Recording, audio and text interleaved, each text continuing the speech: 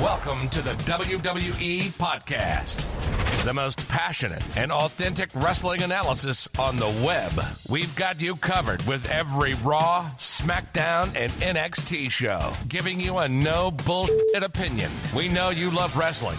We do too. So let's get this show underway. And that's the bottom line. What? 'Cause Stone Cold said so.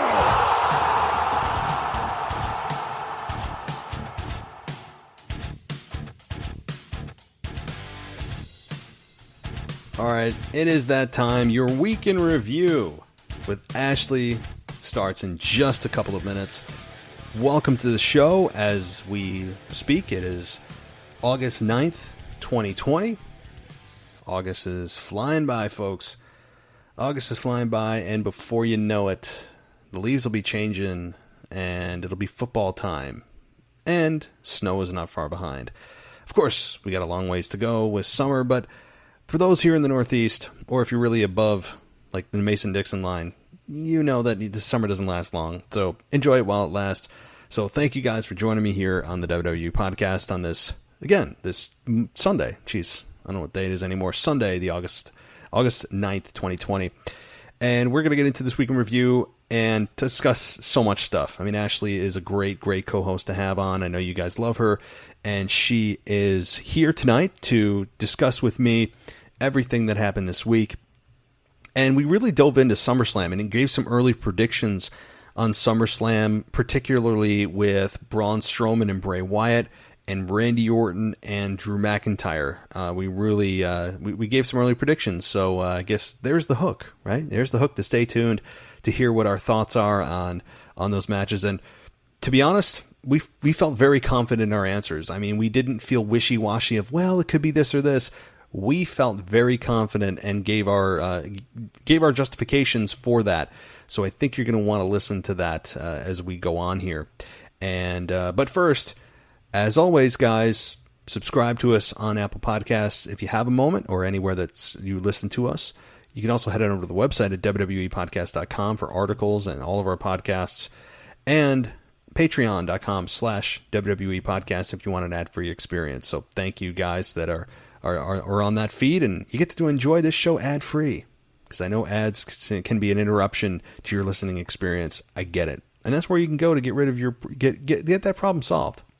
So one thing before we get going, I've got a voicemail, and I always ask you guys to chime in, and some of you have been taking advantage of that, to call in, leave a voicemail for the show, and you can get yourself on the show, and I will respond to you in real time. So tonight, I've got Jim from New York. So, I wonder where in New York, right? Pretty big state, but maybe you're nearby. And those of you that are like, hey, how do I call in? Here's how you call us. 518-952-0247. That's 518-952-0247. It'll ring a few times, and then leave your voicemail. Try to keep it to a couple of minutes max. I appreciate that. So, alrighty, well, let's take a listen from Jim and see what he has to say. Hey, Matt, this is Jim from New York, one of your more recent patrons. Love the show. I had a lot to talk about, but I'm just listening to one of your most recent podcasts where you said to keep this to a minute or two, so I'll focus on my main point, which is the WWE title match at SummerSlam. Currently, my favorite three wrestlers are Drew McIntyre, Randy Orton, and AJ Styles. So obviously two of those three are in the main event of SummerSlam, so I think it's going to be an amazing match. However, listening to all your recent podcasts, I really hope you're wrong about the outcome of the title match. Normally when I have two of my favorites fighting for a title, I always want the guy who's the champion to keep the belt. And I hope that's the case here, because I agree with everything you've said about the positives of Orton winning or the positives of McIntyre winning. What I want to focus on is the negatives if either of them lose. I don't think there's any negative to Orton losing. He could have Christian come out. He could have Big Show come out and interfere. He could even have Edge come out. Edge doesn't have to wrestle. He could just come out, distract him. All of a sudden, Drew McIntyre hits him with a Claymore, match over. I feel like if McIntyre loses this title match, and what you predicted happens, where Orton holds the belt for 8 months, from August through April, Edge wins the Royal Rumble, I think this will kill McIntyre. I don't think there's anything else for him to do. Probably the only negative I've seen from his title reign so far is that he's just blowing through everybody so quickly. I've never seen this. I mean, he has a match with Rollins, boom, done. Match with Lashley, boom, done. Dolph, fine, he had a rematch on Raw, but still, he's going through these programs so quickly. He's had a few with Andrade and Angel Garza, but I don't know where they're going to go with McIntyre if he loses. What I hope they do is what they did with CM Punk. Let him keep the belt for a couple more months and then turn him heel. And then he could keep it for like another 6 months. That's what keeps it fresh. That's what they did with CM Punk. He was a face, went through all the heels, then he turned heel and he started facing the faces. So anyway, that's my 2 cents. I really am looking forward to the match. I think it'll be great either way. But I do fear that if McIntyre loses, this could really set him back, almost like Lashley, where he's on the mid-card, facing, losing to Angel Garza or something like that. So anyway, interested to hear your thoughts on that, and love the show. Keep up the good work. Thanks. Bye. Hey, Jim. So thanks for your question and for being a patron. Thank you so much. So here's my response to that. Here, and I will concur that there are some negatives of Drew McIntyre losing the WWE Championship and Orton becoming champion. And I will concur that, it could hurt Drew McIntyre. And Drew has done such a great job of being champion.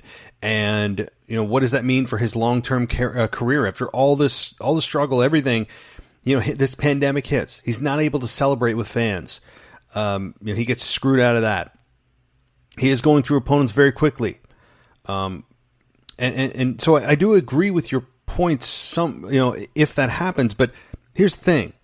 How does Orton lose, or how does Orton win? And how does Drew lose? If it's a clean victory and Orton just outright beats him with no shenanigans, I think there's more merit to your concerns, and your concerns may be realized. But if Orton wins from some kind of hook or crook, or someone comes out to try to screw McIntyre that ends up distracting him just long enough to get an RKO and we have a new champion, I think there's something to be said for a babyface chasing a heel champion. It's all in how the finish is booked. Because if this is a straight finish and Orton wins and Drew is beaten, then yeah, this could be a problem. But Orton has done such a brilliant job of being WWE's top heel. We have not seen this Orton come out in many, many years. We didn't know if it was still in there. I don't think you want the first guy to beat Orton to beat Drew McIntyre. As great as he is and as great of a champion as he is, that loss belongs to Edge. Because that's where this whole thing started. So I think if you have Orton hold that championship for some time and continue to build heat, yeah, 8 months is a long time. I get it. It could be sooner. We may see this. We may see it happen sooner, or maybe Drew does win at SummerSlam, but Orton continues to poke the bear, and gets strung out another few months, and Orton wins the championship, say in November. Then you're only looking at 4 months versus 8 months. So there's ways to do this, but I think ultimately you will see Orton as champion, and it will be by taking it away from Drew. Because people already hate Randy Orton. He's doing such a great job. How much would they hate him even more if he took it from Drew, their chosen champion? We have to look at the big picture here. Hot heels don't come along very often. Because often WWE's version of heels are cool heels, which aren't really heels, right? Like the Fiend.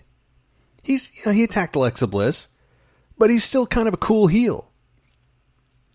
It's like Seth Rollins, albeit he's made some strides. For a long time, he was kind of the cool heel. This is not something that comes along very often, where it's a true heel. So I would argue that I still think it should be Orton that wins, because Drew in chase mode is a very good Drew McIntyre to have, because especially if he loses in some kind of shenanigans way, he has a legitimate beef and he just goes on a tear and chases Orton. That could be magnificent. I don't think him losing necessarily would kill his career, because it's all in how you lose or how you win. So that's my take on it. And think about this, when he's back in front of fans, they'll give him that moment when fans are back in the arena. They'll give him that moment with fans to celebrate of regaining the championship as if it was his first time, because he was screwed out of that opportunity because of the pandemic. So, all right, well, thanks, Jim, for your voicemail. Please call back. And for everyone else, let's get to Ashley.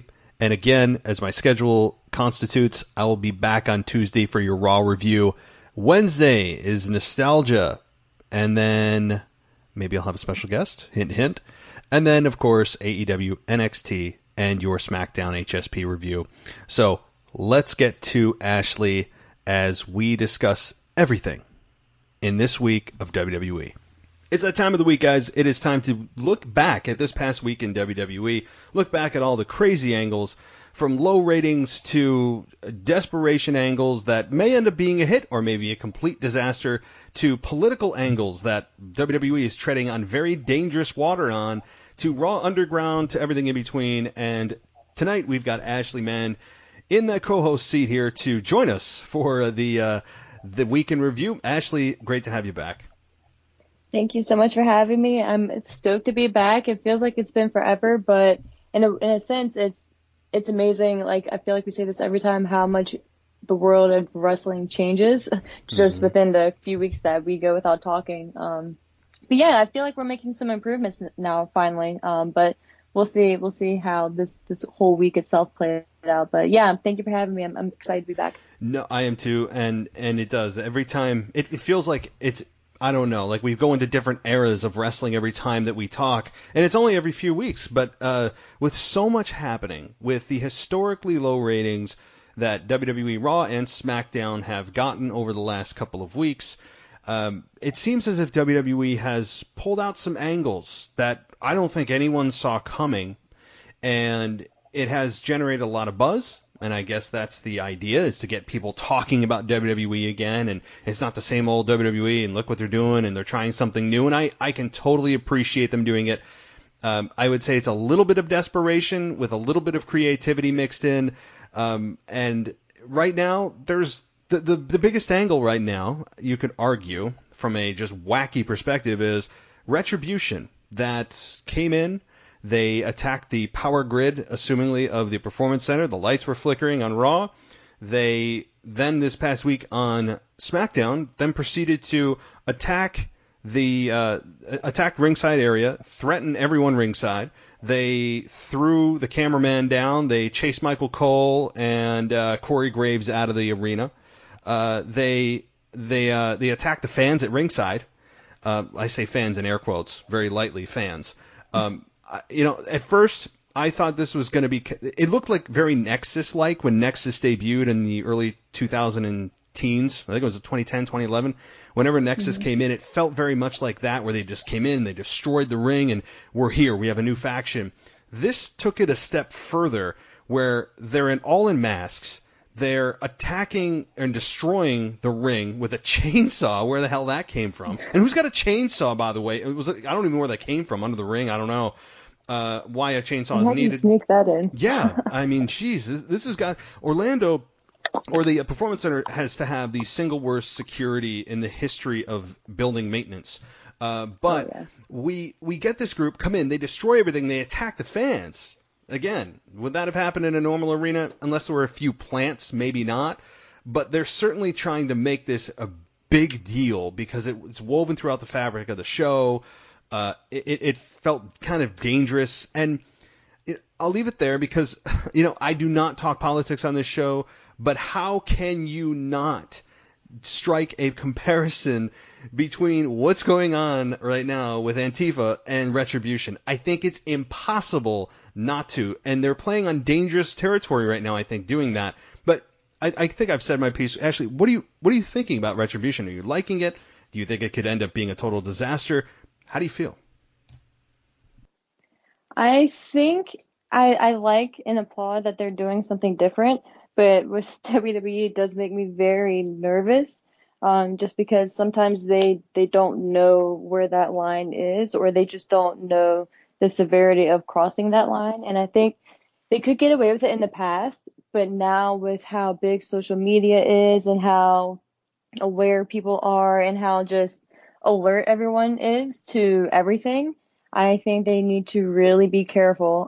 Because I think they got a decent amount of backlash with the whole Jeff Hardy angle and Jeff Hardy Sheamus angle on SmackDown. So just something like even like that, I think, stirred up some commotion. So when you look at that compared to what they're doing with Retribution, I just feel like they need to be careful. But again, I applaud that they're doing something new. I'm excited just to see how it plays out, what their end game is, if they've even thought of that, if Retribution has like its own leader, and these are just like the workers or whoever going in there just taking care of like this work, and if there's like actual guidance that they're following, or if they're all just like if they are just like or each other's leaders. So I'm interested to see how it plays out.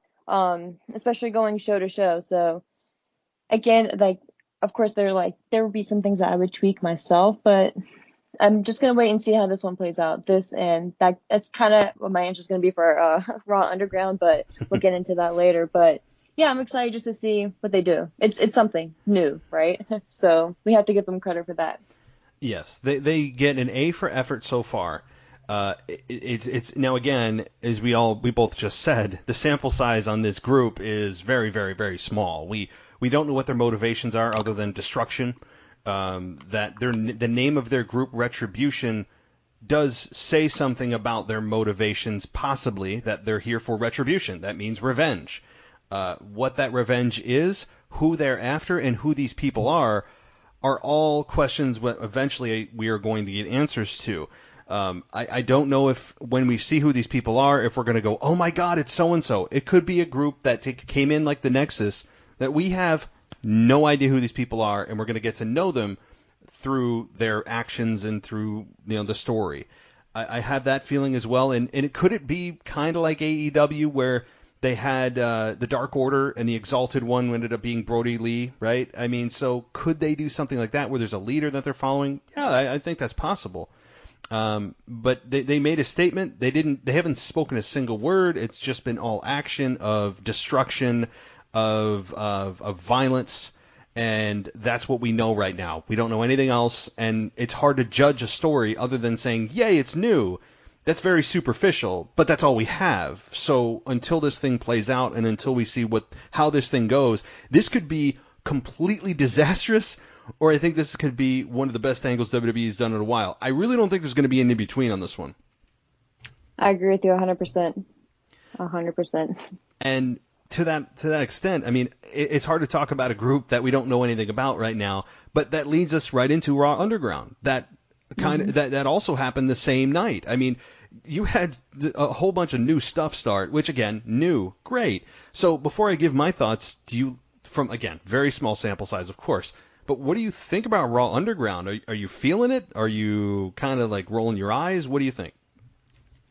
No, this one I think I'm more intrigued about than Retribution, just because I feel like this one they are more excited about because they put way more production and way more effort into it, and I feel like this one they really have a strong idea for going forward, but it just depends on exactly what they have in mind going forward, because it's kind of weird that all of a sudden they bring Shane McMahon back and there's this new underground thing, and then wrestlers that we just saw on Raw are all of a sudden underground. And what is really the end game? Like what do you gain from being underground and like winning a match or a fight or whatever it's classified as? Like what is there, like a specific title for underground, or what is it? Or is it just like bragging rights? So I'm curious to see that. And each of the wrestlers that were down there each had like an edgier and different side to them. Like with War Raiders, it wasn't really their typical like get up. They looked more rugged, more just like rough, or Eric did rather. So I'm just curious to see how they play this one out going forward. Especially with the Hurt Business getting involved at the end as well. I think maybe it's geared to kind of like boost them and Bobby Lashley. Maybe. But I don't know. I'm really interested in this one though, to see how it plays out. And again, I don't hate it, but I'm not saying this is gonna like fix like the ratings or anything like that. But I think it's a good step in the right direction for sure. They've got people's attention. They've got people's attention with this. They've got people's attention with Retribution. But the key is to have a long-term vision for this, of which WWE has proven time and again that they often don't have long-term booking ideas. It's a lot of times hot-shotting, which will do a quick spike in the ratings, and then it's boom, right back down to where it was. So I hope that the effort and the vision and the desire is there for them to create these two storylines in a way that is actually long-term, sustaining, building stars. It's not just let's spike the ratings, let's do something different and shake it up. Where are we going? I don't know, let's just do this. I mean, I really, really hope that's not the case. And with Raw Underground, again, it's hard for me to pass judgment on this right now, given it's so new. From what I've seen, did it make any sense that Shane McMahon was there, given that Kevin Owens fired him a number of months ago? No. I've just gone beyond the fact that anytime anyone gets fired, it's just, no matter what they say, they're coming back. I mean, so Shane's back fine. He's in a role that is kind of like the organizer of this group of guys, and I like the environment. I got to say, they did a great job with the production of a smoky, just sweaty, dirty place that these guys go. It's a ring, but no ropes, and they fight it out. And it's funny when you look at the guys in there. You think, Eric and Ivar are there, and they were in there. And you just think about where they were. They went from basically high school gymnasiums playing basketball to an underground lair of being, Fight Club. I mean, you got Dolph Ziggler. Yeah, well, look at Dolph Ziggler. He is the classic example. This was a perfect small sample of Dolph Ziggler's career that, on a bigger level, is exactly what Dolph's career has been. And that is, you come out of nowhere, you get involved in the main event, we all know you're not going to win, you lose a couple of times, and you go right back into obscurity. And that's exactly what Dolph's career has been, and that's exactly where it's gone now. And now Bobby Lashley and the Hurt Business came in and took over, and at the end of the show stood tall, and they all stood there. And I like that group, and we'll get into that later. I'm not sure where they're going with it. I was hoping Lashley would kind of break out here, and it's weird that Lashley kind of feels like the third wheel in this, which is weird given that where Lashley was. But yeah, it's hard to pass really any kind of judgment given that we've seen this for a week. Yeah, and like you said, I agree completely. I love the look and the feel of it. And I think as they progress with it, because I obviously believe this will be around for a decent amount of time, I feel like they'll add and tweak it as we go. So especially with Shane being involved, because he seems to really dig it and really and be invested in this concept. So I'm very hopeful to see what his input in it will look like. I am too. The only, again, this is just a week, but the concerns I have are, what is the purpose of this? Do you think that when you get into a live format with fans back, whenever we're back to our normal lives again, whenever this passes, a vaccine, whatever it may be, that fans in an arena are going to be okay with this being a backstage segment every single week, where they just have to sit there and they're like, wow, I could have just been home watching this if it's going to be throughout the entire show. Like, how do you translate that into a live format? Because you have to think like that. Is this going to be something that's here when fans finally come back? We don't know, but things like that. And then the people who are on Underground, are they going to not be on the show then? And then if it's like a big name, then of course we're talking who knows when in the future, but if this concept is going to be around for a while, then you got to think of, okay, well, if like Ivar and Eric aren't on Raw or are on Raw, then they really shouldn't be on Underground, because where is Underground to begin with, So there's a lot of variables that come into effect with that. There's so much. Unless it's established that it's pre-recorded, of course, but I don't think that's the vibe that they're going with that. No. Right now. I don't. And of course, you said like it's just week 1, so we'll see. You're listening to the WWE Podcast. We'll be right back after this short break.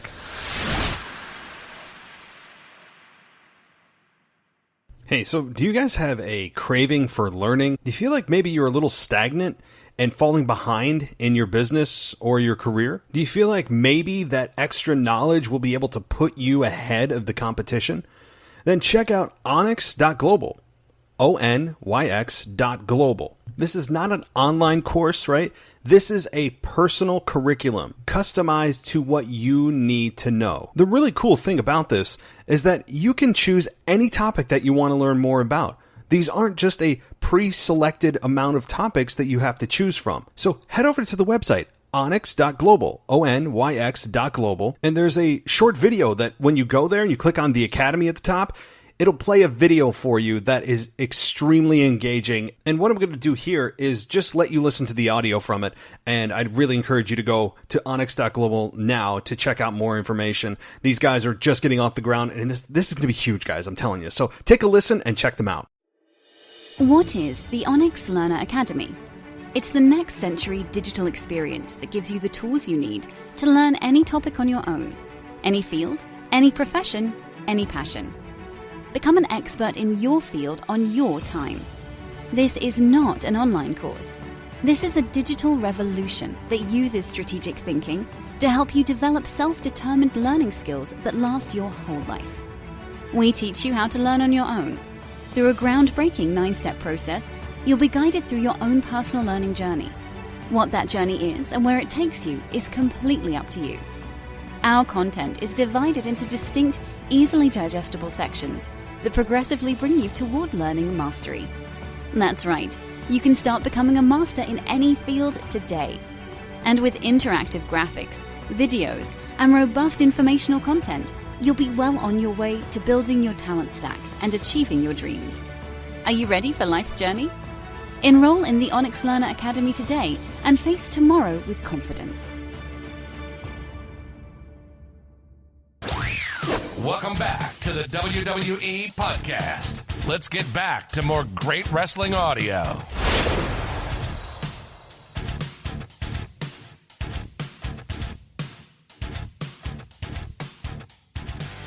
The only other small thing I would say to them is, again, great. I love the production value. Yeah, there were camera angles, but they weren't camera angles that were head-scratchingly, like, eye-rolling, like, oh, how was that even there? Like, they did a nice job of making it feel authentic and just kind of this dirty, gross backstage area that people just fight in. And that's good. What I would say, the only critique I'd have is the way that these fights begin and end seem to be all the same, meaning it was double leg takedown, pummeling, double leg takedown, and pummeling. Like, and elbows, right? Yeah. And I know it's not supposed to be wrestling because the wrestling is the in-ring stuff, but if you guys could change it up, I don't know what that means. Because that's the thing too. Yeah. Like, what can you do? Like, I don't know. Because then at the point it's gonna be like, well, this is a wrestling match just with no ropes, you know. So it's like it sucks because they're in a weird position with that because you can't just go right out and punch them square in the face, you know. But I'm sure they were instructed to be a little more stiff than they normally would be.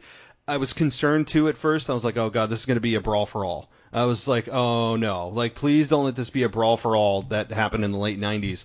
And where they're actually, punching each other. That's not what pro wrestling is. And it's not. I mean, I was watching. They did pull the punches, but they made them look good. The production value is good. It's smoky. There's different angles of the camera that make it look like the punches are a little bit harder than they are. But yeah, I don't know. And if this is such an effective style of fighting, why don't you use this in the in-ring, like in ring? Like, because you're telling us that the in-ring stuff is supposed to be authentic and that you're doing your best to win the match. Well, why don't you just transition to this? I mean, I don't know. But this is Raw Underground. It is a kind of a baby child of Monday Night Raw, or the brainchild of Vince, or whatever analogy you want to make, and we'll have to see where it goes. I mean, I'm interested, and just like Retribution, this could go really well, or it's going to go, oh, this thing again. Like we could every Monday Night Raw, we could be excited for this, or we could just look at ourselves and go, like, this eye rolling thing, and I hope it's not that. So. All right, well, on to an actual storyline here that is, I think, that progressed very well this past week on Raw, was Drew McIntyre and Randy Orton. And the promo that these guys had against one another, I thought was, to me, it was sink or swim for McIntyre, who is really in there swimming with the big men now, the big fish, the deep end, whatever you want to say. McIntyre is in there, and I thought to myself, this could be a career-defining promo for McIntyre, because he's now not just Claymore kicking people. We all know how great he is physically. It's, can you talk with a guy that has been here for 20 years, that is looked at as one of the greatest of all time, despite many people who looked at him saying he has so much potential, but he doesn't do anything. Randy Orton comes out. Well, I'm sorry, Drew came out on Monday night and addressed Randy Orton. And then Randy comes out and says that, Drew, if you say I don't want to be here, why am I here? I've made my money. And he said, I challenge you to say one original thing about Randy Orton. And then Drew talked about a story about how when his life was crumbling around him, his first go around, that Randy Orton could have said something to lift him up, and he didn't. And so I really enjoyed this promo. Was, to me, really engaging. I think Drew came off really well. Did he knock it out of the park, hit a grand slam? No, but to me, it solidified him even further, I think, as a legitimate, authentic champion. Randy Orton, again, we all know how good he's been. He was really good Monday night. I love this angle, and I hate to get into predictions, but on the backside of your response to what I just said, I gotta know, because I don't think you're on the prediction show, I gotta know what your prediction is a little early for Orton and McIntyre. Yeah, I think our schedule is off now for our prediction shows, but the promo, I loved it. Like you, I was a little nervous when Randy was like, go for it, just talk to me. And then Drew was like, all right, we're going to shoot. I was like, oh, here we go. Yeah. Like I really didn't know what to expect. And I was a little nervous just because regardless if Drew is the champion or not, Randy Orton is Randy Orton. Randy Orton can get away with a lot more or have more leniency than just your average wrestler. And I think Drew has definitely built his stock up, and I'm not definitely not saying that he is a regular wrestler by any means, but at the end of the day, it's Randy Orton, So I was like, I don't, how far are they going to go? But I think Drew did a really, really great job. But I think Randy Orton he's just on a different level right now. And going into WrestleMania, I was all for Drew, and I still am. I feel so bad for Drew of the timing of everything. But I think he has done a phenomenal job, and I think he was the right decision and has been the right decision for this time frame. But I think right now with Randy Orton just being just as fire as he's been, especially with Edge, I don't want to say not in the way, but just kind of out of the picture right now, I think Randy Orton can really use this time for probably the next, if not year, to at least WrestleMania, just building the title back up, building Raw, being a dominant champion, and along the way building solid challengers, because where he's at promo wise right now, he's feeling it, and there's just a different level to him right now. So I'm excited to see this version of Randy Orton going forward. So that leads to my prediction being, I think they're going to give it to Randy at SummerSlam. I think Drew is better chasing as well, especially with there not being a live audience, because I think Drew is one of those guys who feeds more off of the live crowd than like a Randy Orton, for instance. Randy Orton can just kind of thrive in whatever setting. And again, Drew has done a really, really great job, but I think he just gets that little extra something from a live audience. But at the end of the day, I think Drew is better chasing. And I think especially with a Randy Orton champion right now, that could carry you for another 3 to 6 months for sure. I cannot wait to see Randy Orton with the championship. I firmly believe they'll give it to him. With Ric Flair by his side too. I'm sorry, come on. Half of just Evolution. That visual, yeah. It's Ric Flair. He's not as sharp as he was. But hey, he's 75 years old. He doesn't even need to say anything. He just needs to stand there, just like seeing him. Randy Orton, and he can say a couple of lines if anything, Flair. But Randy Orton right now is like, I just want to hear what Randy has to say, and that's crazy for me to say but it's just. I'm so into this direction for him, but I'm sorry. I didn't mean to cut you off again. I'm that excited too, because like Randy Orton right now, for years, we all knew how good he was, but he was just hiding on SmackDown. He was just kind of like, all right, cool. Let's just get to the RKO so we can all pop. Like that's how he felt, and we know how good he is. He always put on great matches. This is the Randy Orton that I wish we saw for the last 20 years, and I wish it didn't take Edge to come back to see him motivated.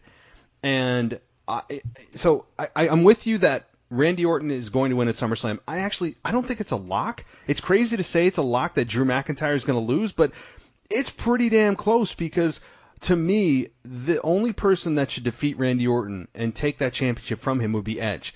So for Edge to not only beat Randy Orton, but to take his championship from him after a significant reign would be apropos. I think that would be the right person to do it. As great as Drew has been and authentic as he's been, and I do not regret for a second Drew becoming champion. I still think it was the right decision. He feels like he's a real authentic champion. Like you said, in chase mode, babyfaces are always better in chase mode, I think. And especially Drew, who, after he loses, it's going to be interesting to see how he loses. Does Brock interfere? And then that brings him right into a Brock versus Drew non-title program, maybe.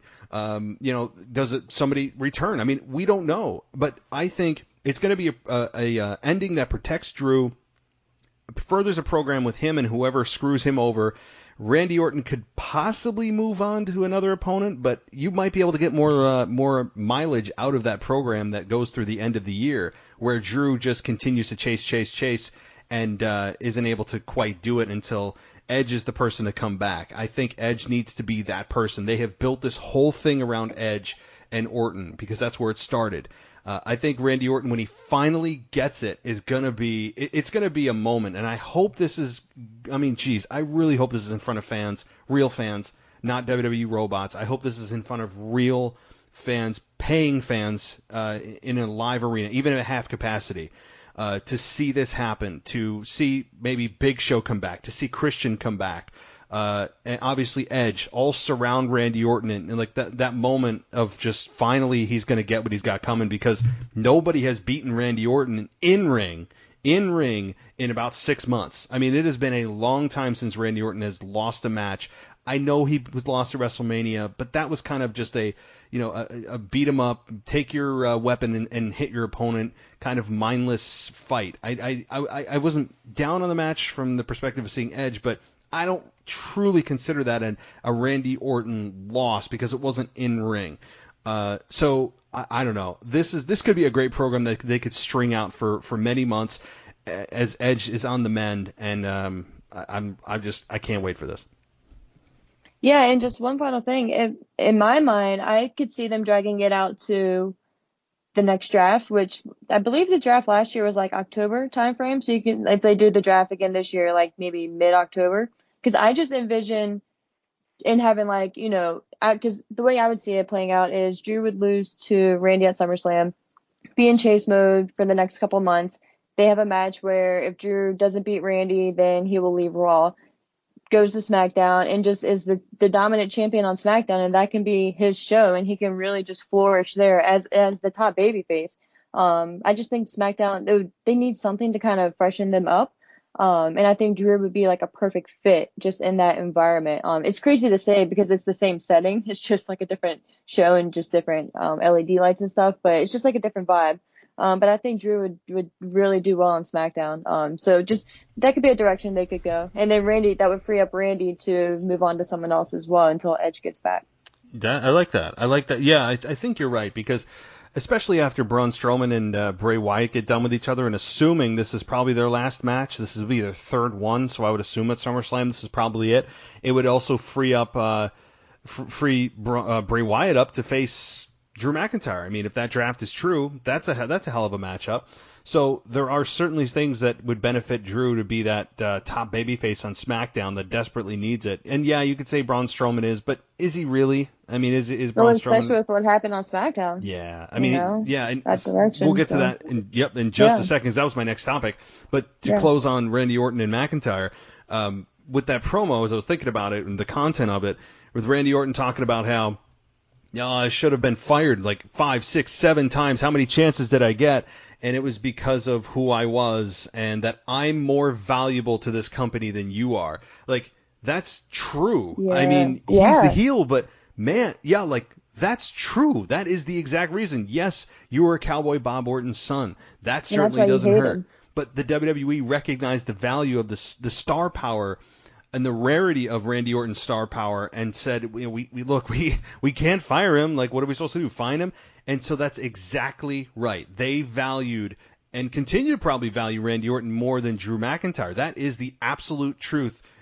No, this isn't like pro wrestling logic. This is like real life. So that to me was like, ooh, that's very true. So one little small point there. Yeah, and that's one of those rare heel moments where you hate what they're saying. You actually despise them for what they're saying because it's true, and it's easy for you to dislike them because he's absolutely right. WWE will never let him go, especially now with AEW and other companies around. Randy Orton can pretty much do anything he wants to an extent, of course, and get away with it. So, yeah, it was just another one of those things. But again, that's what makes it so brilliant, because he's speaking the truth and he's getting you to dislike him for it. Exactly. And there's nothing, like you said, nothing worse than a heel speaking the truth that you hate, because it's the truth and there's nothing you can do about it. Randy Orton's firing on every cylinder and more, and I can't wait to see how this whole thing is fledged out, and to see when Edge returns and how they do it, and hopefully it's in front of fans. Randy Orton is probably the hottest thing they have right now, and yeah, Retribution, but that's kind of like the shiny new toy. Randy Orton's the constant great heel right now. So, okay, but yeah, moving on to The Fiend and Braun Strowman. So we have The Fiend, and he comes out, and Alexa Bliss appears, and she tries to win him over with, like, affection, and then Braun Strowman pops on the screen and says that with an insanely close-up camera, that he's the monster that has been scratching and itching to get out, and basically saying that he's gone through some kind of character transformation. And I like that in the sense that they're consistent with The Fiend changing people. That is, to me, as much as I, kind of like cringe at some of the corniness, but the fact is they're consistent with what The Fiend does to people, and I like it. Seeing who the monster is, what is the monster? Is it just Braun Strowman coming out in a black sheet mask? Like, what exactly is the monster versus The Fiend now? I don't know, but we have confirmed that indeed Braun Strowman has gone through some kind of epiphany of, yeah, I've got this demon inside me that I've let out, and it's The Fiend versus the monster. So, kind of a side note, small prediction here, again, because I know that I can't help myself, is that I think The Fiend captures the championship. I just think he does. But what do you think? I agree. I think they have to go in that direction. I think they should, because Braun really needs something to freshen up his character, whether that's a heel turn or whether that's just a darker version of his babyface character. I don't know, because it just depends on how they view it going and what their outcome is. Because if they're going to put it on The Fiend, then what does Braun do after that?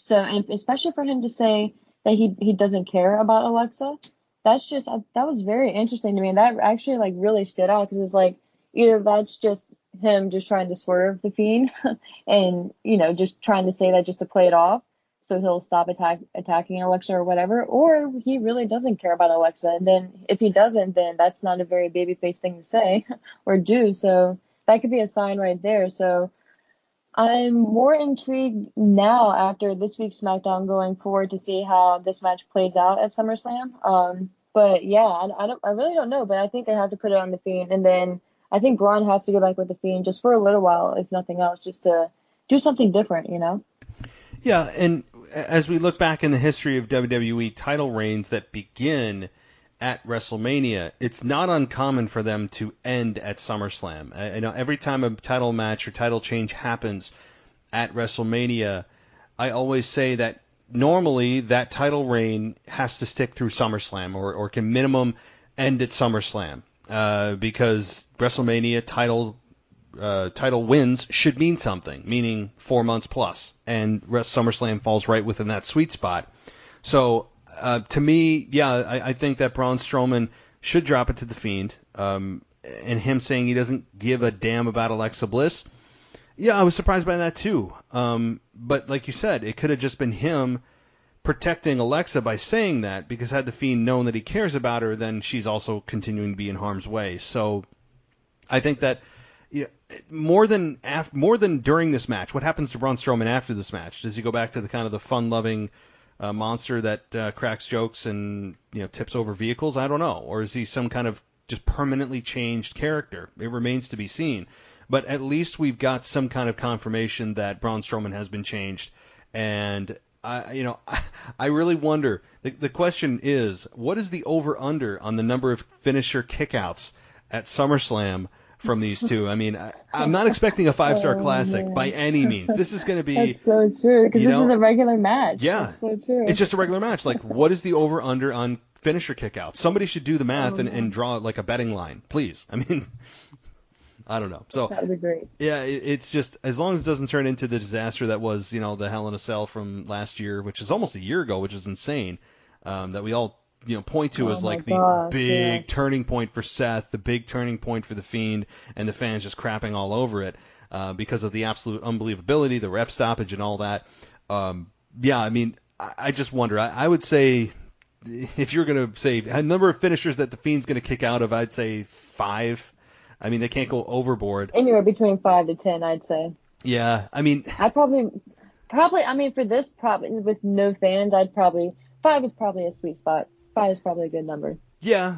If they were in an arena, I'd say probably more.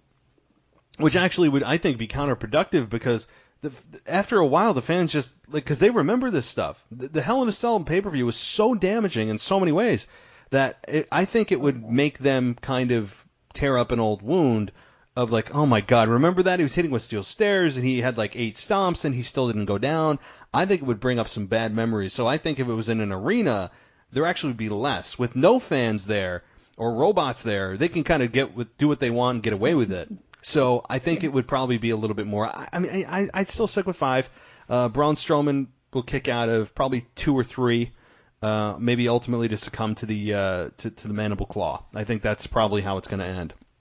So, all right, moving down the line here, Matt Riddle. Now, this to me, this whole thing with Matt Riddle, Sheamus, Corbin, Jeff Hardy, Shorty G, I actually, I try to wrap my head around, what the hell's going on? Because Sheamus and Corbin had a match, which is the first time I can remember a heel versus heel match in forever. Oh, no. I was so confused. I didn't hate it. I was just like, whoa. No. When is the last time we had a heel versus heel match?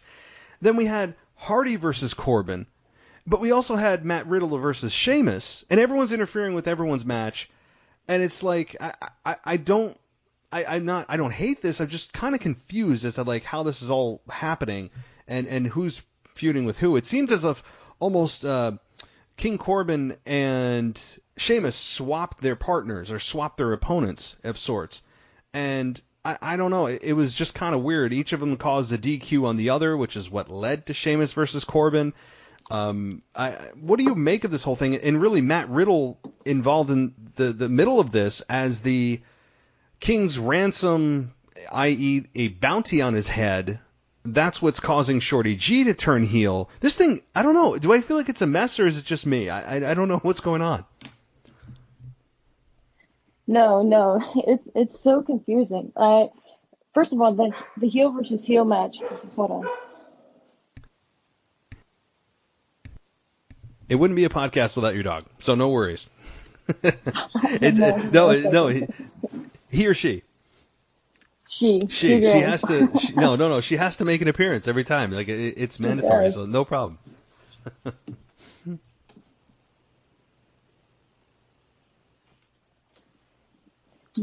Okay, sorry about that.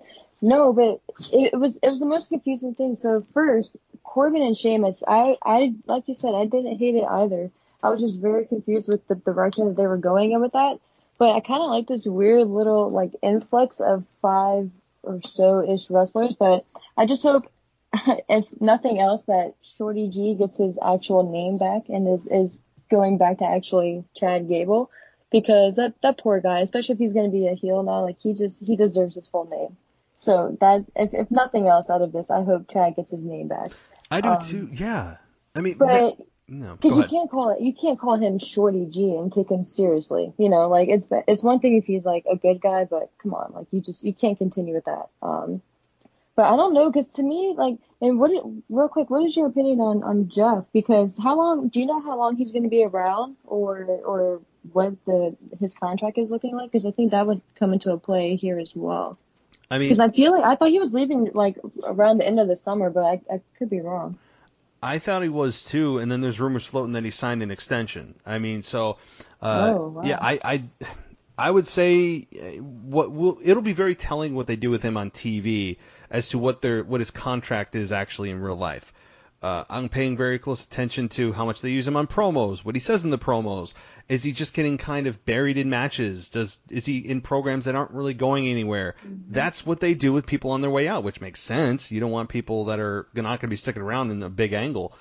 And that's what I expected with him and Sheamus. I kind of thought that he was, after that, whether he won or lost, that was kind of be it, and he would kind of like fade out. But that's why I was more surprised with SmackDown as well, just with him kind of sticking around and kind of just being involved in everything. So, but I kind of hope we get somehow like a Matt Riddle Jeff Hardy match out of this. But I don't know how we would, but that's one of those matches I would just love to see. I do too. I do too. And seeing Shorty G, i.e. Chad Gable, get destroyed this past week by Matt Riddle. Boy, I mean, usually when you turn heel, you get some heat on you, and Chad Gable just got demolished by Matt Riddle. I mean, it was just Chad Gable, I think, has a really good heel persona. If he applied himself, he could be obnoxious, and even though he's the underdog, he could still be a guy. Just because he's undersized doesn't mean you can't be a heel. I mean, you could be the squirmy heel that just somehow slides out of trouble every time. Like, there are things you can do. You could talk your way into people hating you. Just because you're small doesn't automatically mean people love you because you're the underdog. So I think there is something here with Chad Gable, but I also think WWE missed the boat completely on understanding why people were cheering for Chad Gable. Like, they didn't know what to do. Vince saw him as very vanilla. Let's give him some wacky Shorty G character, and let's make him marketable. And they slapped it on him, and then every single time anyone saw him ever, it was WWE law that you had to make a short joke. And it became just kind of obnoxious. Like, this isn't heel heat. This is just lazy writing of constantly hitting him for short jokes. Like, are you going to hit Daniel Bryan for short jokes? He's about the same height. Are you going to hit Rey Mysterio for short jokes? He's probably shorter than Shorty G. Like, well, it's moved to NXT now. Yeah. I mean, like, the average height of a pro wrestler in WWE now is considerably lower than it was 10, 20 years ago. I mean, so it was so sophomoric, and so I don't know why they ever did it, but there is something there with his heel character, and him and Matt Riddle, I think, unless this is over with him and Riddle, have I think a very good outlook in terms of their match potential. A one-on-one, we haven't seen that yet. And like I said, Jeff Hardy and Matt Riddle, there's a lot to do with Matt Riddle here, who seems to be Vince's new shiny toy to play with, and to see how far he takes him. I just hope that we don't have a handicap match like Sheamus claimed it was, with Jeff Hardy absorbing alcohol powers. Like, I never understood that with the bar fight, because you had Jeff Hardy in there, and for the first time in his entire career, he somehow just opened his eyes and had different contacts in his eyes and basically hulked up and got some kind of superpower from being in a bar. I don't understand that. I know that wasn't this week, but I don't know. That's the first time I've ever seen Jeff Hardy basically hulk up. I mean, maybe it was the alcohol, I don't know, but it was kind of weird, so I don't know. Yeah, who knows? Who knows? Maybe maybe it's something in that blood, him and Matt, they can just like tap into these other powers, so maybe it's just something in that Hardy gene line. Yeah, it'll never be explained, but yep. Yeah. So moving on to something that is, I really make an effort to not be negative, but I don't know why we took so much time on SmackDown. Instead of focusing on the women's division, we focused on Mandy's hair. We had Miz and Morrison in the ring, and they had them pretend to be Mandy Rose's hair for far too long, which shouldn't have happened at all. And again, maybe this is something you enjoyed, or maybe this is something that kids enjoyed watching the show. I don't know, after they watched cartoons and they were like, oh, this is funny. And I don't know what this was. It was supposed to be, again, a heat drawing segment to make fun of somebody who got their hair chopped off, and then having Sonya Deville come out, who admittedly saved the whole segment because of how good she has shown herself to be on the microphone, how great she is naturally at being a heel. She is a formidable force in the women's division, who I think could be SmackDown Women's Champion in the next 6 to 12 months. I don't think there's any doubt about it. She has really been a breakout star, and having Mandy Rose out there at the end, not at the end of this segment, but attacked her in a match with the tag team division of the Heavy Machinery versus Miz and Morrison that eventually happened. Mandy Rose, look, we all knew that she got her hair cut, and we all knew that she was going to look just fine because Mandy Rose she's a good-looking woman. Anything that happened to her, she was going to look fine anyway. But anyway, Sonya Deville to me is the real star of this. Did you enjoy the hair segment? Like, what did you think? So I did, just because it gave Sonya more of an edge. And I think this is the launching pad for Sonya going forward. I feel like once she's done with Mandy, like actually truly done, I think, just like you said, I think between now and WrestleMania, she is going to be the SmackDown Women's Champion. I think maybe she could be the one to dethrone Bayley. It's kind of hard right now because they're both heels, but I don't know if Sonya wins some type of battle royal or something, which I think they have lined up. If I'm not mistaken, I think that was what Stephanie had announced. I'm pretty sure that was for Bayley. Maybe it's too soon. Right now, maybe she's not the one to actually dethrone Bayley, but I think definitely, I would say before this year is up for sure, that Sonya should be the women's champion on the SmackDown side, because she's just something, she's fresh, and it'll free up Bayley. Bayley can move on to feud with Sasha. And Sonya will have just a whole fresh new list of opponents to go after. So I just think it makes sense. But of course, that's not really in the picture right now. But I think this is it's refreshing because I feel like they're actually building a character right now and putting stock behind someone and not just giving her like a one-off feud or having Mandy come back the very next week. And because Mandy could have very well have came back, beat Sonya, and moved on, and either moved on to go after the title or in her own feud or just go back with Otis or whatever.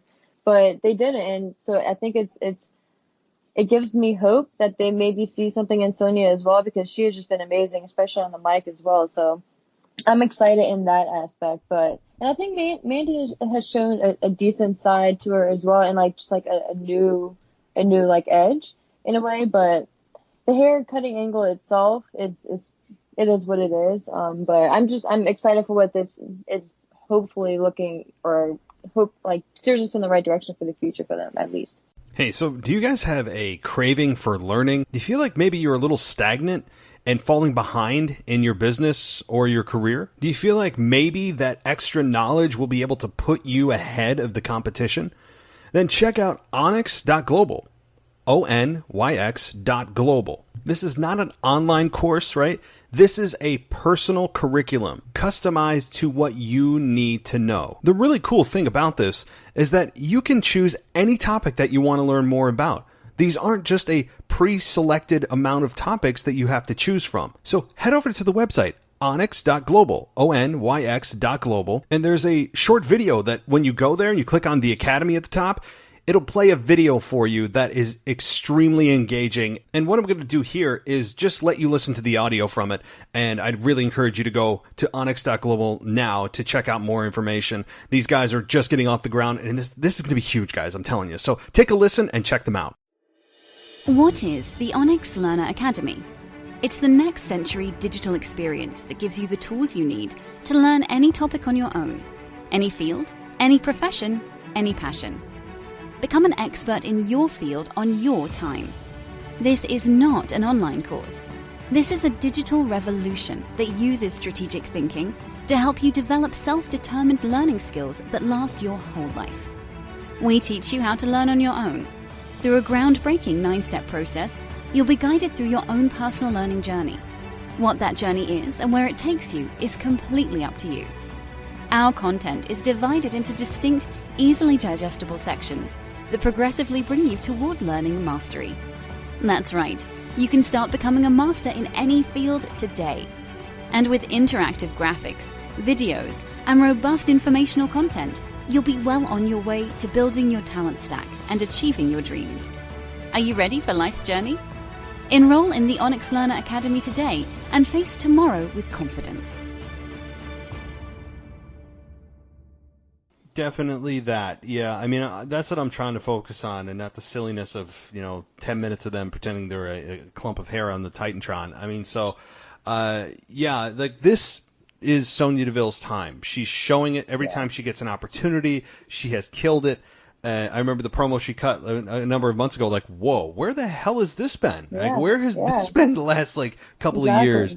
And it's clear. With something like this, imagine if it's going after the title, something actually serious, you know? Mm-hmm. That's it. I mean, she could. Now again, Bayley right now is also killing it with Sasha Banks. I mean, they are on another level as well. So for Bayley to drop it to Sonya doesn't make a whole lot of sense because of heel versus heel. But whoever that person is that Bayley drops it to, I think could be the next opponent for Sonya Deville down the line. I mean, so you got to look at that, the dynamics of that. Like, we're a couple of steps away from Sonya getting involved because of a heel champion versus a heel opponent.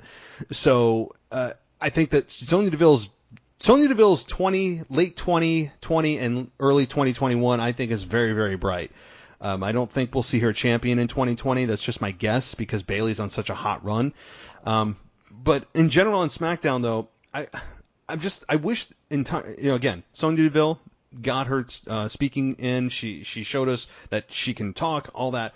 But I do miss the fact that they didn't even talk about Naomi. They didn't talk about Lacey Evans. I mean, the women's division was basically ignored on SmackDown this past week for a single storyline about the women and Mandy Rose's haircut. So I don't know. I'm glad that Sonya got an opportunity, but I feel for the other women who were just kind of forgotten. And the give Naomi a chance #movement, which I'm not on Twitter, but I still know what's going on.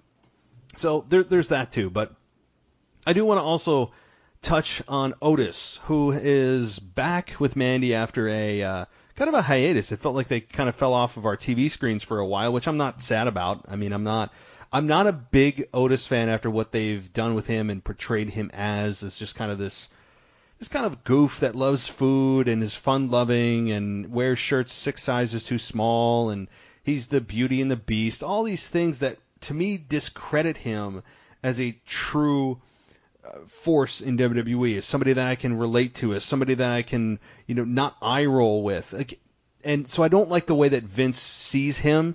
I like the way that he was originally brought up into WWE as this big man that can go, that is a big force in the tag team division. They never really got a chance as Heavy Machinery to do a whole lot. Maybe this past week is a turning point, but it's just stopped dead in its tracks after Vince saw Otis as this fun-loving, funny guy with a bowl full of jelly. Like, that's what it felt like to me, and it was just it was disheartening.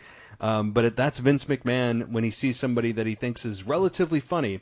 He puts comedy over believability and authenticity more often than not. But with Otis back, he's still the Money in the Bank holder, like the Money in the Bank briefcase holder. Like we can't forget that. So do you think they'll ever do anything with that, or possibly when the heck he'd cash in, or if it's successful?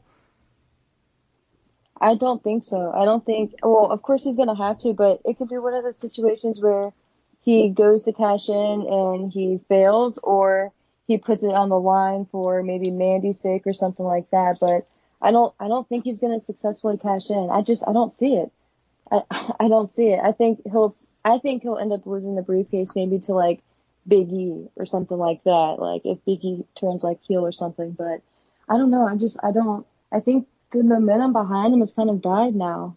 What do you think? I don't think whatever was there a few months ago, it's not there anymore, Yeah, the charm is gone. The whole, it's like, and I made this analogy in my show a couple nights ago. I said, like, it's kind of like chewing the same piece of gum for a while. Eventually you want a new piece of gum.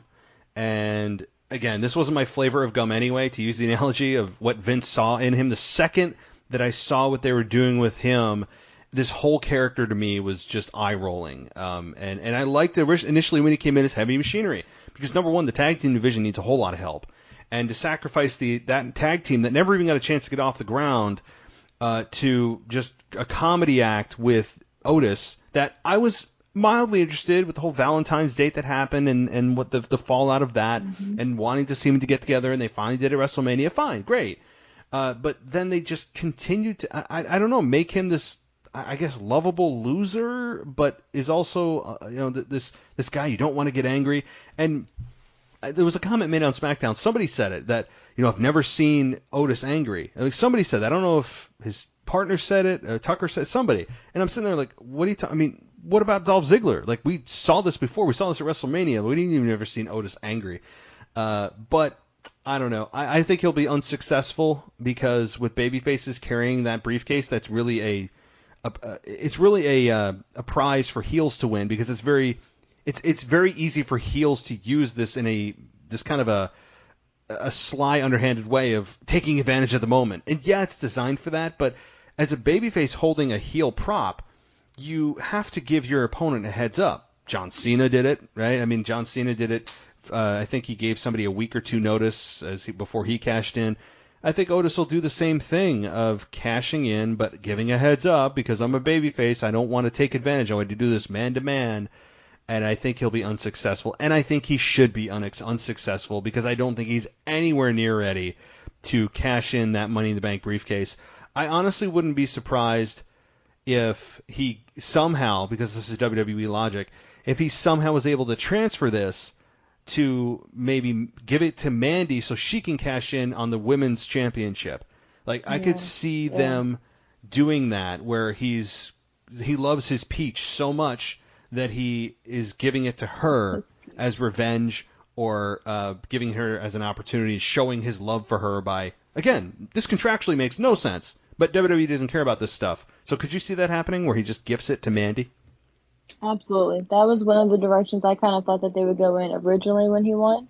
I could totally see him doing that. I could probably actually, now that you bring that back up, I could see that happening before he even attempts to cash it in for himself. Maybe down the road. It's just weird, because I can see them kind of having him hold on to it for a while, just because they really don't have anything else to do with it right now, and it would be a waste just to have him cash in like next week, for instance, and then lose it, and then, like you said, he's not really there right now to be like a believable champion. So why not have him hold on to it, right? So depending on how long you want to drag this out, because you could technically go the whole year. And within that year, if you have Sonya become champion and Mandy is frustrated and mad and can't get the title opportunity to go against Sonya, then maybe he can give it to the briefcase to Mandy and let her cash in to go against Sonya. Of course, that could be anywhere between now and, what was it? What month was it? In May? Money in the Bank? Yeah. Yep. So you still have plenty of time. You have almost, obviously, the whole year. So there's just so many different directions you can go with it, but I would definitely see that as a possibility. Because I just, like you said, I don't see him winning the title right now, and it would be such a waste to go through, because then what's the point of the pay-per-view itself then, right? If it's not taken seriously. But I don't know. It's a weird thing. It's a weird thing, and I know you weren't really a fan of him winning to begin with. But it's funny because they put themselves in this situation to begin with. So it's like you could have gone so many other different directions, but now they're not stuck necessarily. But yeah, how about we don't make a comedy act the Money in the Bank briefcase holder to start? Right? For your heavyweight title. Yeah, right? Really. Which is on Fox, but if they, I mean, I will say, if they do go through with this and they think, oh, what the hell, let's try this, let's see what the fans do, and he goes in and he successfully cashes in, I don't care who it's against. If it was in front of a live audience, I think he would get booed out of the building. I really think that, because I don't think fans believe he's ready. Especially in a smart city, like if it was in New York, Chicago, wherever, Dallas. Could you imagine Chicago? Oh my God, it would be. They would eat him alive. People would riot. I mean, it would be. Yeah. So they got to be very careful. If they do this, fans are going to backlash, but they can backlash on Twitter all day. It's a matter of, you don't want your product on air to be to be shut down by fans who are rejecting it. So social media is one thing, but. Yeah, I don't know if they'll have the guts or the grapefruits, as Vince would say, to go through with him actually cashing in successfully. I would be very surprised. But on that note, I know that you have a question from somebody on Twitter, so why don't you lay that one on me? Yeah. So it was regarding Big E and whether or not do you think he's gunning for a U.S. title shot, or if they're going to propel him straight to the WWE title itself. And would you want to see him work with either Braun, Bray, or AJ? Because maybe a potential Big E and Fiend feud could be pretty awesome in the future. That's what one of the followers had mentioned. And I think it's pretty intriguing, but I want to kind of see what you think first. Yeah. And what direction that you think, and do you think that they're actually going to allow him to take like a serious role now, especially after the promo he cut on SmackDown? It was kind of a different side of Big E, but if they'll actually go forward with it, It's weird because with Big E, I've been saying, many fans have been saying, Corey Graves have been saying it on his podcast, that we've all been saying that Big E needs to get a singles run. I mean, there's just no doubt he needs a chance at seeing what he can do, going solo. What does this mean for Big E? And his first week out, he does a log roll down the ramp. And it's like, oh my God, he will not drop this silly character of really. I know it made him successful in the New Day, one of the most successful teams of all time, no doubt. But this past week on SmackDown, we got a backstage promo from him, and he was more serious, but it was like a New Day more serious. It wasn't a Big E Langston serious. I feel like he's cutting promos, and he's not talking to me. Like, I feel like that's not him. If he's going to be successful, I think I mean, I know people are, oh, why should he do a 180-degree turn? I'm not saying he should turn against the New Day, but I think he needs to scrub the New Day off of him right now, because he will forever be looked at as just a part of the New Day if they don't give him his own identity. Right now, he is just suffocated with this new. He's still wearing the outfits. He's still cutting promos the exact same way he cut them as a part of the New Day. He needs to stop with this cutting a promo and just talk to me. You can be intense and be yourself, but I don't feel like he's himself. It's just it's the same Big E we've seen. And I don't know how to explain it other than that. I'm just looking at him like, this is not real. Like, yeah, I'm sure there's a part of him that is part with this New Day and why it's so successful, but I don't feel like I'm being talked to and I'm seeing the real him that could be successful. I'm seeing just the Big E of part of New Day, and I don't want that. I think, again, I need his own identity. Like, come up with your own ring gear. Maybe change your music. I'm not saying go heel. No, I'm not saying completely like turn against everybody. No. I'm just saying be you, because that is what I think fans are going to gravitate to. That's why we want a singles run, is because we want the Big E that's not a part of the New Day to see what we can do. And instead you're giving us a promo-heavy New Day version of you, of the Big E character in the New Day. I don't know how to explain it other than that. And as far as his opponents, I don't think he should skyrocket to the top. I mean, if anything, WWE has learned from the Roman Reigns experiment that continues to go on, and when he's coming back, we don't know, is to go step by step here. Do not rush this. Yes, the fans have wanted it, but let's see how it goes. So, no, I would not bring him into the major title picture of Universal Championship, WWE Championship. If there's a draft, obviously that would have to happen. I would say AJ Styles for the Intercontinental Championship would be his first major stop, and float around there for a while, like months. Float around the Intercontinental Championship picture, see how things go. I think him and AJ Styles could have really good matches together. AJ Styles could work with anybody, and to me, that was the very first pit stop. I would say that Big E could become Intercontinental Champion as soon as SummerSlam. I mean, if you're going to anoint somebody at a big pay-per-view, there's no better pay-per-view to do it during the summer than SummerSlam. I mean, so to me, AJ Styles versus Big E is going to happen, and it should happen for months. You could drag that on for 2-3 months. But that's how I feel about Big E. I'm underwhelmed right now because it's still the same guy, and I need something different. He should evolve, and he's not evolving. Does that make sense?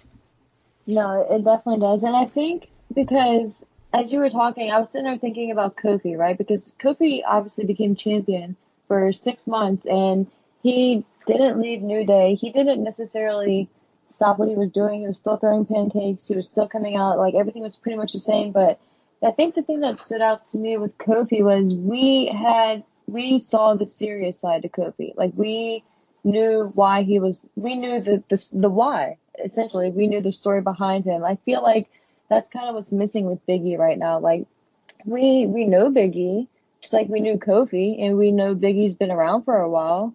I don't think it's been quite as long as Kofi, but a good amount of years. I would say at least, what, 6, 7 years by now, I would imagine. If not that long, for sure. He's definitely been here for a good amount of time. But we don't know, like, now that he's on his own, like, what his goal is. Like, if he wants to go after the Intercontinental title, the U.S. title, the heavyweight title, what does he want to win? Does he want to go win the Royal Rumble, headline WrestleMania? Like, what does he want to do now? So I think, like, we just need that promo from him. We just need that moment, whether it's like a backstage sit down or if it's in the ring or whatever the case may be. But I just think that's what's missing. And like you said too, just kind of freshen him up, like, appearance wise. Like, I don't know if that means I take him out of like the singlet and just like a different attire or what, but, or maybe if it is just that promo, and then you can kind of do what Kofi did. Maybe if they don't want to move him away completely for whatever reason, he can still like kind of flirt between both sides, like the serious but the New Day side. But yeah, and I do agree with you as well, though. I think he needs to go after AJ. Him and AJ can have a really good 2 to 3 month feud. And then, like you said, like, he can become the champion and then hold that title for 6 to 9 months and then build him up to get to that point to battle for the Universal Championship if he gets to that point. And if the moment's right, like, just because he's a singles wrestler doesn't mean he has to go become the world champion now. Like, just give him time. But I think the first step is letting us know why he's here and what he wants to do now, you know, and going from there. I think at the very least, that we need to know why. And I'm sure he wants to. I'm not saying it's him. Like, I'm sure he would love to go out there and just, like, speak to us as a normal human being and just, like, you know, just tell us why he loves wrestling and why he wants to be here, but, and like what his goal is. But it's like it's like just that thing. Totally. And I guess the best way to put it is, like, they haven't humanized Big E. Like, he's just a character. And I get it that characters are how you market yourself because you come up with logos, you come up with colorful stuff, you have an entrance.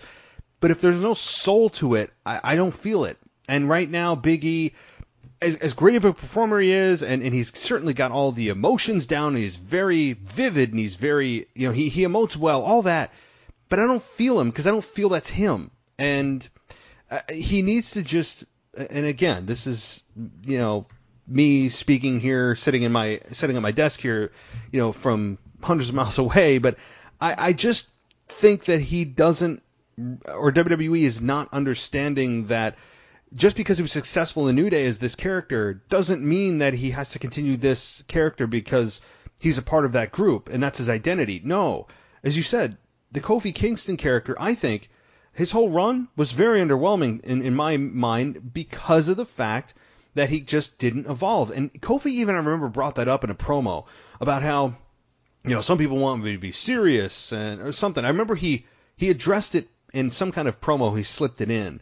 And I'm like, yeah, man, like, that's what you need to do because you come out, even after he lost to Brock Lesnar, he's out there the next week throwing pancakes. That was my thing. And that's I'm like, what dude, like... And he addressed that even in a promo, and I'm like, there's no excuse for that. And it's not, again, it may not be Kofi's fault. It's creative, Vince, whatever you want to, you know, pin it to. But it's like, do you guys get it? Like, you should not put the New Day act above the WWE Championship. And that's what they did. They used the WWE Championship to try to build the New Day. And it's like, no. Like, the WWE Championship should be the end-all, be-all. And yet you have Kofi it's just another night I lost the belt, but that's okay, you know, in 7 seconds, whatever it was. And that's exactly the problem. He didn't change his character. There was never any anger, even during the Randy Orton part of his title defense, which was arguably probably the best part when it was the whole stupid thing with Randy Orton. And, I mean, I don't know. Like, I just think that they value the New Day act so much that they're willing to put it ahead of almost anything else, and that's where I completely disagree. But look, it's been a couple of weeks since Big E has been on his own.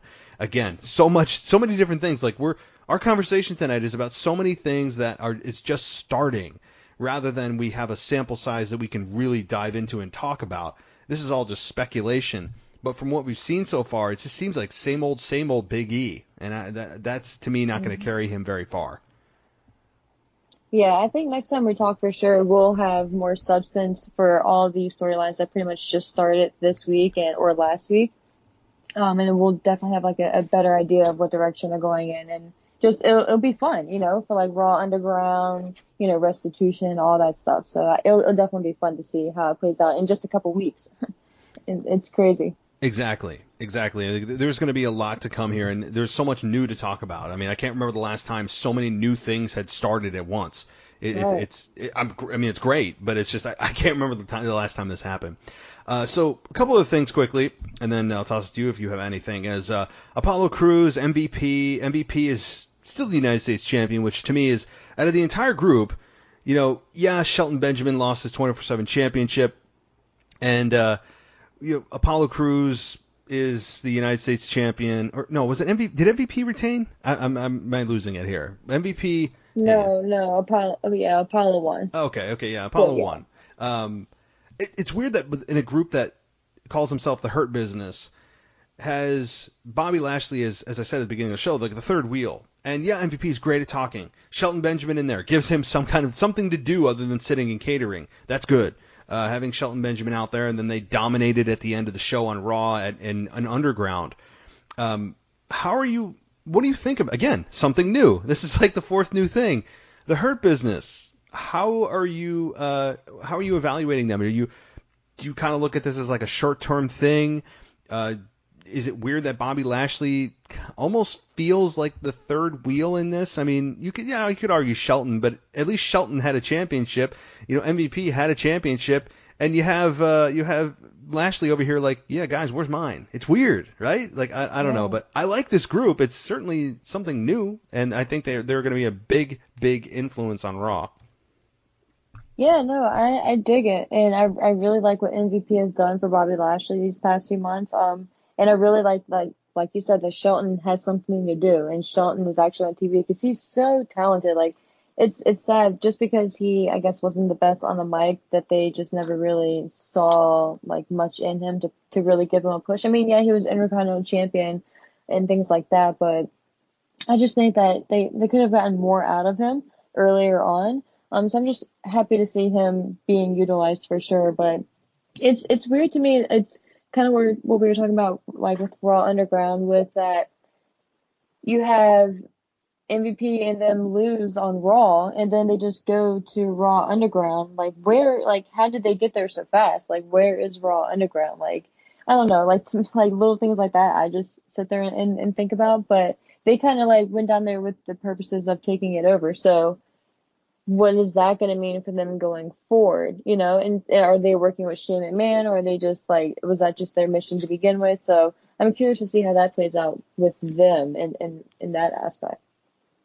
Yeah, it seems that as if they ended the show with them standing there dominant after they took everyone out, that they should be some kind of mainstay figure on the Raw Underground show. But yeah, I don't know what this role is going to be. It's like we have two new storylines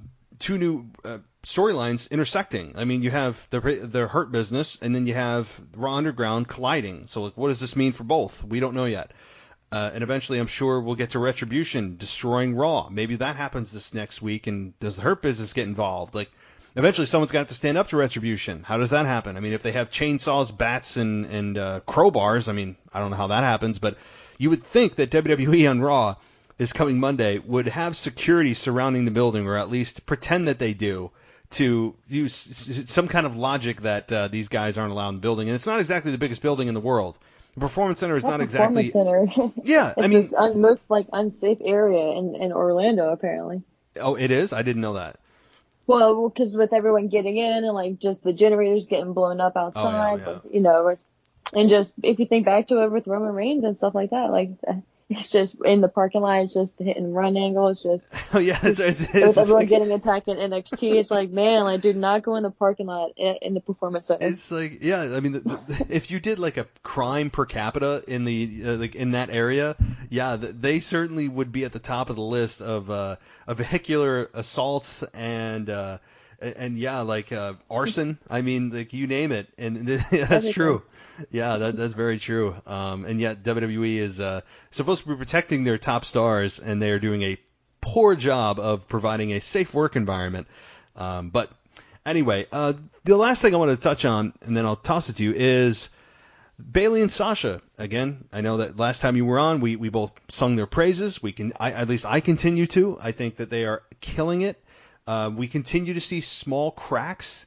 Just when you think they're getting along perfectly, one of them volunteers the other for a match, and that's where you start to see the cracks, which teases every few weeks. And last time we had Sasha put Bayley up in the ring with Asuka, who, if Asuka wins against Bayley, she has to defend their championship against Asuka. Sasha has defended against Asuka at SummerSlam. We all know that. I mean, Sasha needs a opponent. It's 2 weeks out from SummerSlam. It's almost a shoo-in that Asuka's going to win. So we had Stephanie come out this past week and basically give us our main events for SummerSlam without naming the actual people, saying that, yeah, it could be Sasha versus Asuka if Asuka beats Bayley, and it's going to be Bayley versus whoever wins this tri-brand battle royal next week. And so that's going to be interesting. Here's a thought, as I just thought of this now. Is it possible that if it's a tri-brand battle royal, that the NXT Women's Champion could be involved, leading to a title versus title, and then they truly have all the championships? Or am I just maybe overstretching this? No, it's funny you say that because Stephanie mentioned NXT on Monday, and that really stood out to me because I was shocked that NXT was mentioned, because normally, I mean, of course, nowadays, for sure, NXT is mentioned, but it's kind of still like not really talked about. Like, you'll get a commercial for it, but they don't really, unless it's directly involving like Charlotte or something like that, or Sasha's going to be appearing or something like that. But since Stephanie mentioned NXT, I was like, that's interesting. And of course it turned out because they're going to be involved in the Battle Royal as well. But and for her to mention also that they have almost all of the gold except for NXT, I was like, that's an interesting point. Like, why would she bring it up? So you could be onto something. And I mean, because I hate to say it, but they're not really doing much in the NXT women's title picture right now, or the focus isn't as strong as it normally is for that brand. So Sasha, I could see Sasha winning that title, or Bayley. I could see them literally having all of the gold. That would be, and it kind of makes me laugh just thinking about it, because it's so obnoxious, and just to think of what the world and wrestling has become. But it's just one of those things. And then it will truly, like, at that point, like, how will it affect their breakup at that point? So, man, there's just so many directions they could go. There is. I don't know if they'll do it, but I will say that if you're gonna do it, there's no better time than now, because there's never going to be probably another time the next few years minimum that you have two women that have like 90% of the gold. I mean, so if you're going to do it, situation kind of warrants, like, this is your time to do it or don't do it. I mean, it would be obnoxious. I would think that people would get real sick of them real quick, or it could just continue to build heat for them. But I will say that would be the top of the mountain. I would say that if that happens, and they capture the NXT Women's Championship, that you would then start to see the collapse happen. I mean, because you can't go any higher. The mountain is that. I mean, that is the top of Everest. And from there, we should start to see something cracking, the descent. Maybe whoever wins, or if Bayley wins the NXT Championship, she'll lose that. Then, then they'll lose the tag team titles, and then Sasha loses the Raw title, and then, Bayley would be the final person to lose the SmackDown Women's Championship, because she's had it the longest and added a ton of value to that belt. I mean, geez. So I think that could be the case, where they just slowly start to lose all their gold, because there's really nowhere to go but down from there. But I like how they're teasing it. I know you and I have mentioned them. I'm for the slow burn of this, because we're not in front of fans. So really, what's the rush? We all hope that when this happens, that they are in front of fans, because this is a fan-worthy event to finally see these two break up, that we all know is inevitable, as we've seen the cracks over the last several months. So. I agree. Well, I don't have anything else on my list. I know there's little things here and there that we didn't talk about, but I don't want to keep you too long. So is there anything that we didn't discuss? I know there's a lot of new stuff happening right now. There's like so much new stuff. But anything that you wanted to ask? No, I think that's pretty much everything. Like I said, I'm excited for next time that we talk again, because everything that we're talking about now that's starting, we'll have some depth to it next time, whether that's 2 or 3 weeks from now. So it'll definitely be fun to talk next time and see how much we've progressed between now and then. No, definitely will. As things evolve, it's going to get a lot more interesting with so many new storylines, even just intersecting one another. And as we're 2 weeks away from SummerSlam, I think it's going to be extremely eventful. So it's a blast talking with you, Ashley. And before you go, if you'd like to share any social media, you can at this time. Yeah, at ASHMANNS. Awesome. Yeah, on that Twitter that I don't even know if I have the app on my phone anymore. I was about to say you're still restricted. Yeah, I don't know. I just keep appealing the decision, hoping that whoever is in a good mood that day over the Twitter staff goes, what the heck, and they just like say, fine, and just give up. Yeah, I mean, like the worst they can say is no. Okay, so like, I'll continue to try, and if anyone has any connections over at Twitter, please. Like, I do miss it. I really miss it. So right. It's been like 3 months now, but on May 19th. Yeah. So. Of course. Yep. All right. Well, Ashley, thanks for joining us, and we'll definitely be in touch as we get to SummerSlam and closely thereafter. So. Yeah. Sounds good. Thank you. All right. Thanks, Ashley. Have a good night. You too. Bye.